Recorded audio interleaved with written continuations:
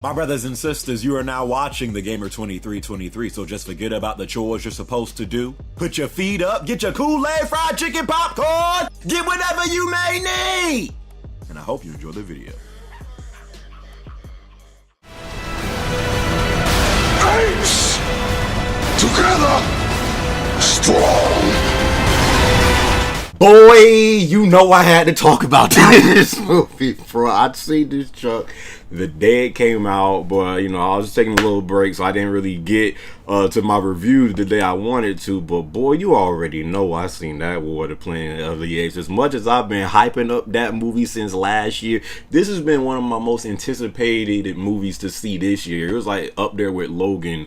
Wasn't really a big fan of the Planet of the Apes series before they rebooted it. I think with Rise of the Planet of the Apes, like in 2011, I think that came out. But this new reboot of Planet of the Apes has made me more of a fan of this franchise than I ever was. Because before, I mean, I seen the movies, but I was never really like a big fan of it. But Caesar, sucker's a boss.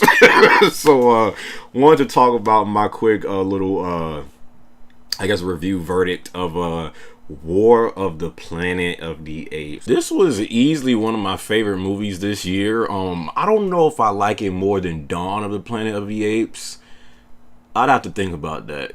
But I really like this movie. I really like this movie. Like, after the movie was over, like, I was discussing, like, with my sisters and dad and stuff, like, which one did they enjoy more? And they really couldn't say neither, because this has been one of the best trilogies I've seen for a movie probably since, and I'm not comparing the two because they're two totally different movies, but probably since Christopher Nolan's, you know, Batman movies. The way they ended this jump was really good. Going from the second one they had with Dawn of the Planet of the Apes, and you know, that was going into like humans were really getting desperate because, you know, there was a sickness, this virus that they didn't really go into that much of like exactly how it all started.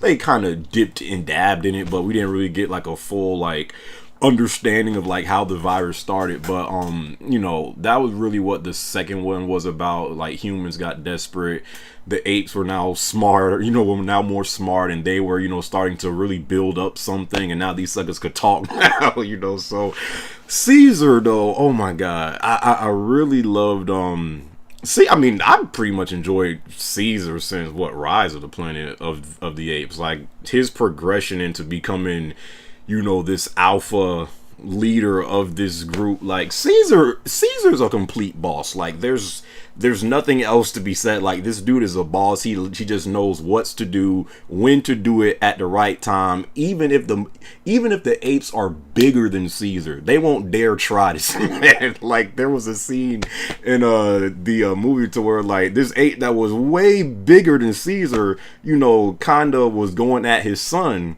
and then Caesar just Caesar just stood up and looked at him. That ape fell right back down. Like, everybody knows not to try Caesar. You really got that feeling of like sense of desperation this time in this movie. In the second movie, it's really just a sense of desperation from the humans.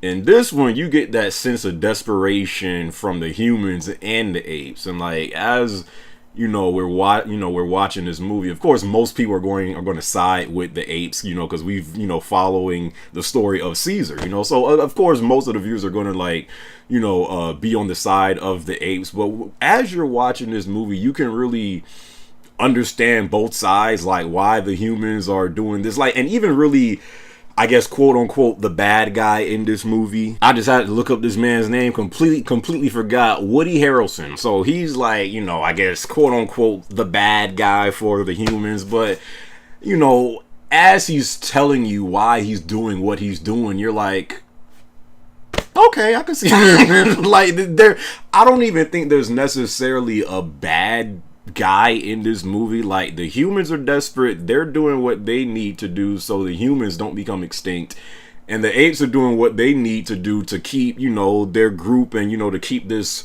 you know, rise of the apes, you know, how they want it to be. So you can really understand both perspectives. So I really like that about it, because like, as you're watching the movie, there's really not a legit side you can take while watching this movie. So it's kind of like your strings are being pulled. Like, okay, I understand the apes is doing this and I love Caesar, but humans are becoming extinct and you know, and getting sick off of this, so I can understand. So it's kind of like, you know, that, you know, pulling of the string. There's betrayal going on in this movie. So not all the apes are all together. Like, some of the apes are on the side of the humans because they feel like the apes have no shot, and they are taking the side of the humans because they don't want to die. So it's not like clear cut humans versus apes. Some of the apes, you know, don't really necessarily agree with Caesar or don't believe in Caesar, so they take the side of the humans. So there's like betrayal in this movie, deceit, and, you know, just real, again, desperation. So I really enjoyed that about the movie. There's a lot of heroic moments in this movie, a lot of sad moments in this movie, a lot of epic moments in this movie, a lot of funny moments in this movie. But one of the apes, I don't even remember his name, but I thought he was so needed in this movie, because if they didn't have this ape, this movie was going to be like all about depression and despair. Like, there was going to be no happy moments at all in this movie. Don't even remember the ape's name, but he was the ape that was wearing the blue jacket.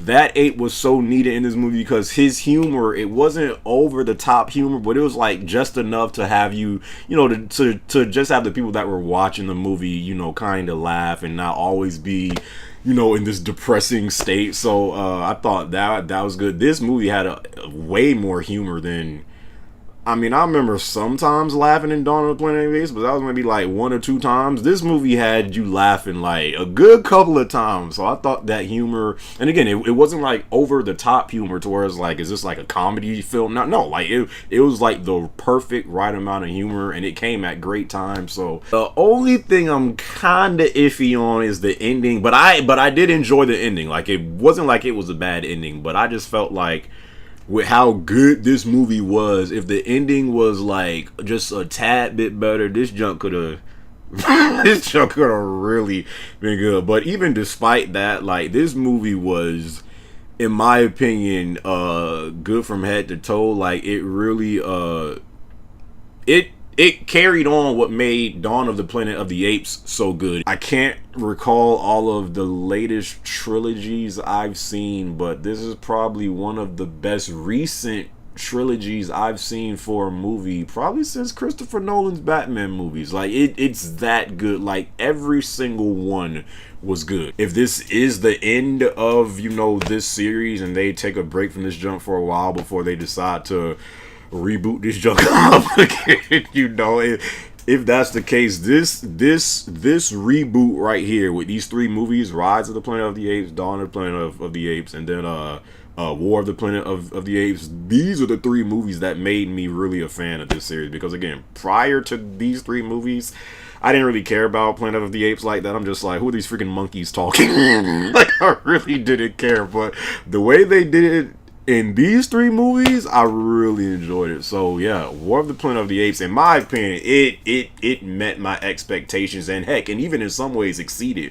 my expectations. I really enjoyed this movie. The only thing I'm not too, you know, kind of iffy about is the ending. I just felt like it could have been a little bit more epic, but I don't know if y'all want me to talk about the spoilers. But anyways, yeah, if you have not seen War of the Planet of the Apes, I highly recommend. But you had to have seen Rise of the Planet of the Apes and Dawn of the Planet of the Apes. If you don't know what's going on, don't go out, because you really ain't gonna really appreciate the movie and really know what's going on. If you've seen Rise of the Planet of the Apes, which came out like in 2011, and then especially Dawn of the Planet of the Apes, then yeah, go see this movie. I think you'll really enjoy it. That's my little verdict / review of this movie. Really enjoyed it, man. I'm gonna buy this junk as soon as it come out on DVD, Blu-ray, whatever.